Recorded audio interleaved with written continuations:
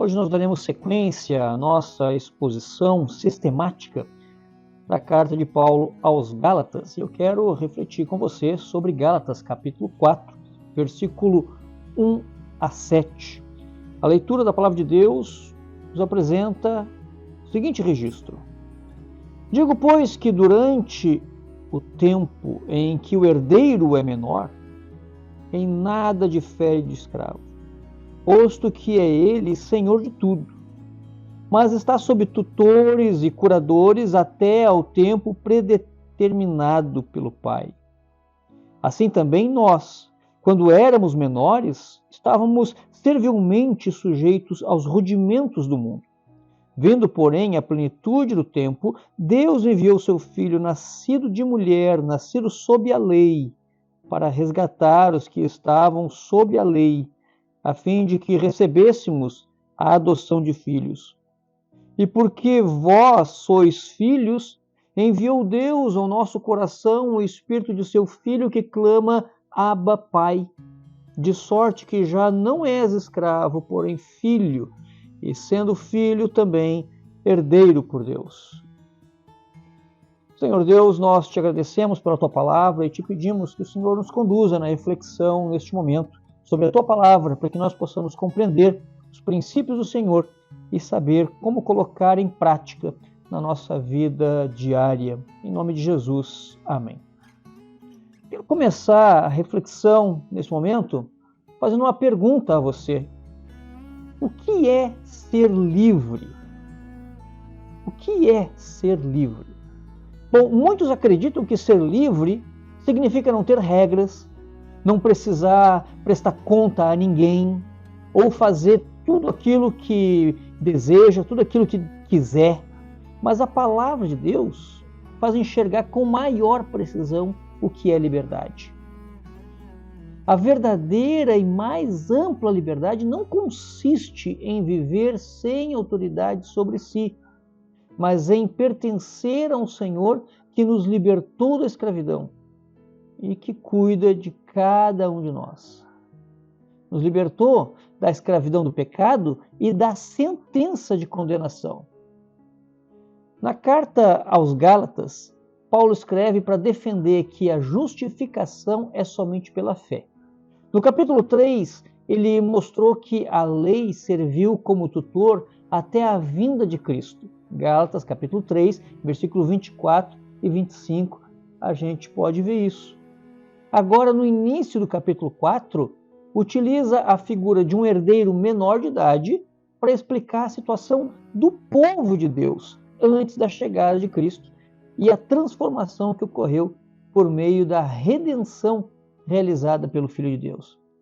Sendo assim, a gente vai olhar para o texto de Gálatas capítulo 4, verso 1 a 7, com o seguinte tema: a liberdade sob o domínio de Cristo.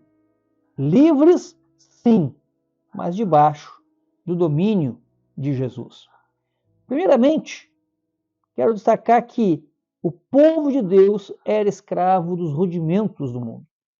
Gálatas capítulo 4, versículo 1 a 3, diz: Digo, pois, que durante o tempo em que o herdeiro é menor, em nada difere de escravo, posto que ele é senhor de tudo, mas está sob tutores e curadores, até o tempo predeterminado pelo Pai. Assim também nós, quando éramos menores, estávamos servilmente sujeitos aos rudimentos do mundo.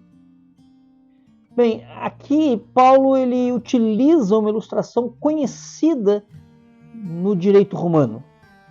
Um filho era legítimo herdeiro da fortuna do pai. No entanto, enquanto fosse menor de idade, permanecia sob a administração de tutores e curadores, debaixo da autoridade, portanto, de tutores e curadores. Embora fosse dono de toda a herança por direito, ainda não podia desfrutar plenamente dela. Da mesma maneira, antes da vinda de Cristo, o povo de Deus se encontrava sob a administração da lei. A expressão rudimentos do mundo que aparece no texto refere-se aos princípios mais básicos de ordenanças humanas para se alcançar comunhão com o sagrado. As cerimônias, os sacrifícios, as regras de purificação. A lei era santa, justa e boa, mas exercia uma função apenas pedagógica e temporária, revelando o pecado e conduzindo os pecadores a enxergarem a necessidade que tinham de um Salvador. A escravidão não estava na lei em si, mas na condição do pecador condenado por ela. O pecador não conseguia se livrar definitivamente da culpa e do castigo.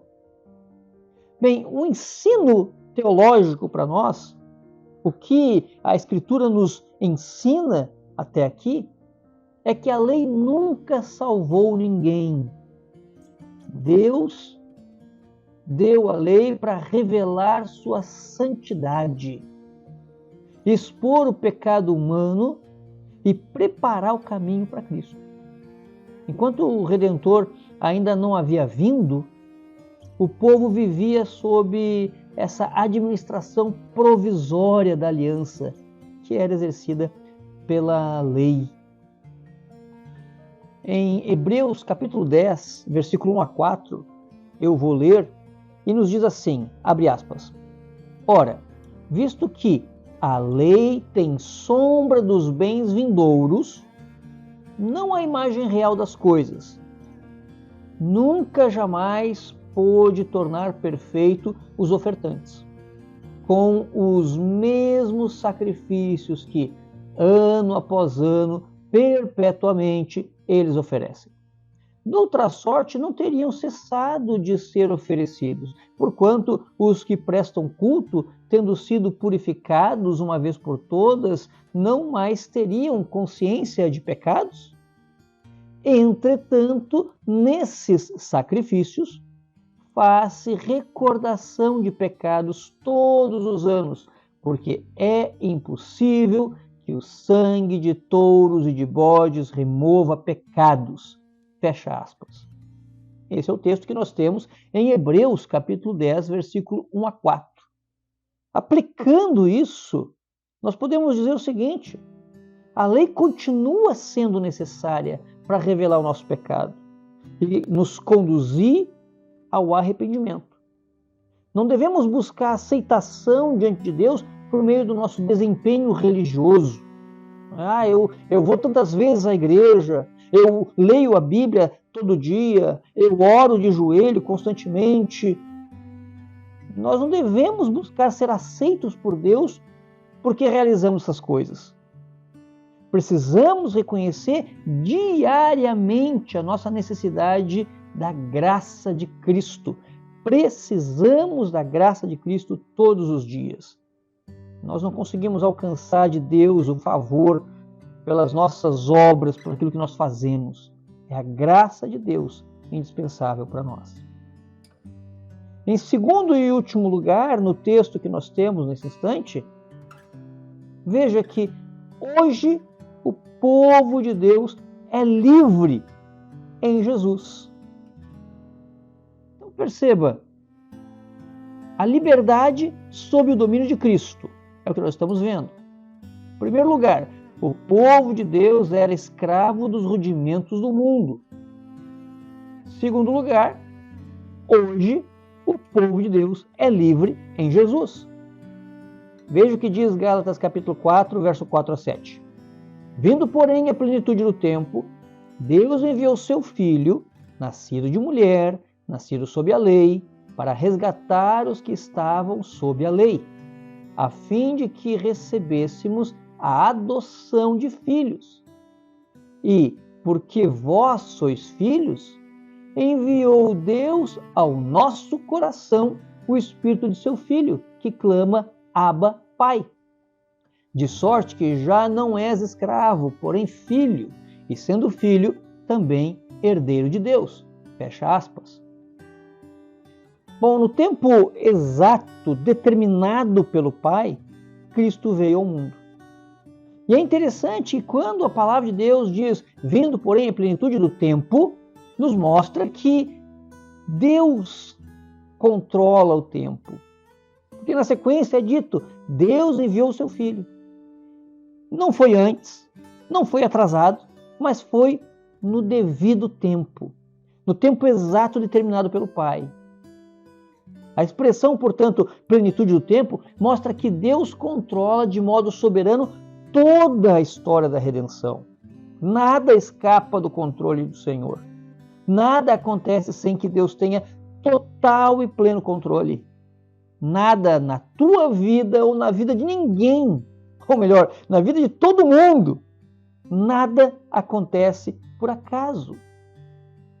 Paulo também destaca o fato de que Cristo nasceu verdadeiramente homem, ou seja, o ser humano perfeito.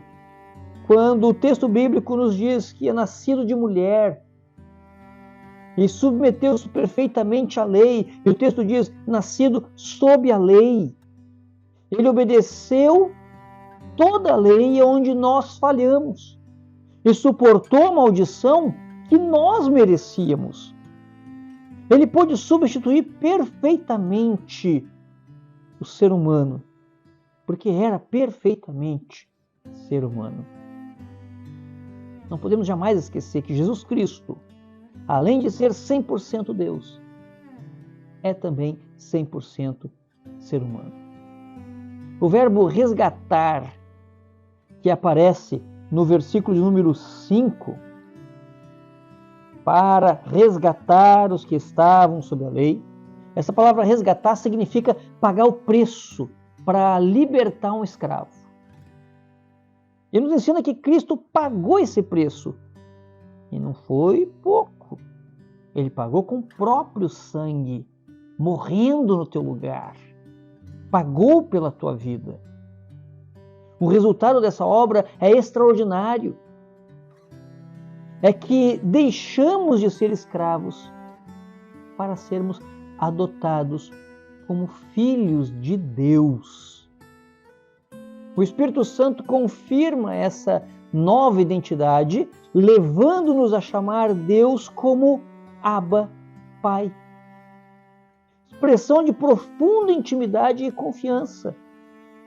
No Antigo Testamento, nós temos essa palavra Abba. No Novo Testamento, nós temos essa palavra, Pai. Então nós temos aí a palavra Pai repetindo duas vezes, uma em hebraico e outra em grego, aí no texto, no capítulo 4, versículo 6. E essa é uma expressão de profunda intimidade e confiança que o Espírito Santo nos permite ter com o Pai. A teologia do texto, o ensinamento para nós aqui é que a salvação é obra exclusiva da Trindade. O Pai planejou a redenção, o Filho realizou a redenção, o Espírito Santo aplicou a redenção aos eleitos. Veja, o Pai planejou, nós temos o fato de que, vindo porém, versículo 4, a plenitude do tempo, Deus enviou seu Filho. Então Deus, em determinado tempo, planejou e colocou em ação, através do seu Filho, realizou a redenção. E o Espírito Santo aplica a redenção ao coração dos eleitos. A adoção é um dos maiores privilégios do Evangelho. O cristão não apenas recebe perdão, recebe também um novo relacionamento com Deus, um relacionamento como de filho para pai. Deus é o nosso Pai. Em João, capítulo 1, verso 12, a palavra de Deus diz assim, vamos abrir João, Evangelho de João, capítulo 1, versículo 12. Mas a todos quantos o receberam, deu-lhes o poder de serem feitos filhos de Deus, a saber, os que creem no seu nome. Em Romanos, capítulo 8, verso 15 e 17, Paulo vai escrever da seguinte maneira, abre aspas, porque não recebestes o espírito de escravidão para viverdes outra vez atemorizados, mas recebeste o Espírito de adoção, baseado no qual clamamos, Abba, Pai. O próprio Espírito testifica com o nosso espírito que somos filhos de Deus. Ora, se somos filhos de Deus, somos também herdeiros, herdeiros de Deus e co-herdeiros com Cristo. Se com Ele sofremos, também com Ele seremos glorificados. Fecha aspas. Esse é o texto que está em Romanos, capítulo 8, verso 15 a 17. Aplicando em nossa vida, queridos, viva diariamente como filho amado de Deus. E não como escravo do medo. Não tenha medo de Deus no sentido de fugir da presença dele como se isso fosse possível. Tema o Senhor de fato e corra em direção aos braços do Pai. Cultive comunhão pessoal com Deus, em oração. Dobra o teu joelho, conversa com Deus. Ou quando está na rua caminhando, converse com Deus. Quando estiver dirigindo, converse com Deus. Ore em todo instante. Converse com Deus. Ele te ouve em qualquer lugar que você estiver. Jonas estava na barriga do peixe e Deus lhe ouviu a oração quando ele ali orou a Deus. Cultive comunhão pessoal com Deus em oração, lembrando que você pode chamar Deus de Pai. Deus não é alguém distante, é alguém extremamente próximo. Rejeite qualquer ensino que acrescente exigências humanas ao Evangelho da salvação. Os rudimentos do mundo, como nós vimos na primeira parte da nossa mensagem hoje, elas são apresentadas muitas vezes, nos dias de hoje também, em alguns ambientes religiosos, em alguns grupos religiosos, que exigem, que falam para você que é necessário um sacrifício pessoal para ser aceito por Deus. E aí tem a fogueira santa, aí tem o corredor do sal, aí tem você pegar a sua roupa, dar um nó e levar para a igreja. Coisas absurdas que são ensinadas em alguns lugares. Coisas que não estão na palavra de Deus. Não são ensinadas na palavra de Deus para se repetir nos dias de hoje. Nada é necessário acrescentar à graça de Deus. Nada é necessário acrescentar para que sejamos aceitos pelo Senhor. Deus quer ter um relacionamento de pai para filho com os seus eleitos, com o seu povo. Ele derrama da sua graça. Cristo é suficiente para a salvação, para sermos aceitos por Deus. Basta a graça do Senhor. E a partir do momento que você tiver a graça de Deus sobre si, não vai mais sentir prazer no pecado. Pelo contrário, quando pecar, vai acender aquela luzinha amarela no cérebro. O Espírito Santo dizendo, você fez coisa errada. Não faça mais isso. Peça perdão ao Senhor. Volte-se para Deus. Aí então nós vemos que somos recebidos pelo Pai. Cristo é suficiente. Rejeite qualquer ensino que acrescenta exigências humanas ao Evangelho da salvação.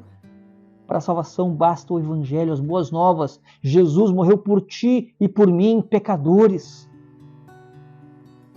Basta a graça de Deus sobre a nossa vida, abrindo o nosso coração, nos mostrando o quanto Cristo é melhor do que qualquer outra coisa nesse mundo.